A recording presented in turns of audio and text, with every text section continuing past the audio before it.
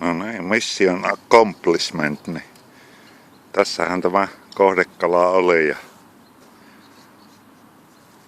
Eli...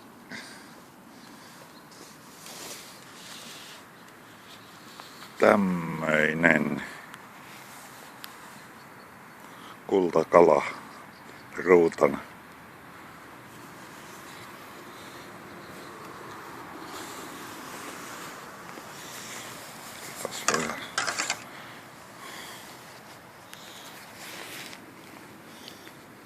Tommonen.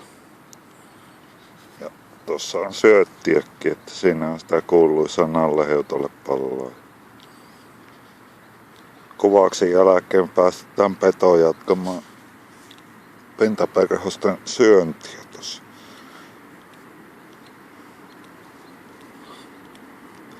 Eli tämä mäski toimii ainakin. Kiitos.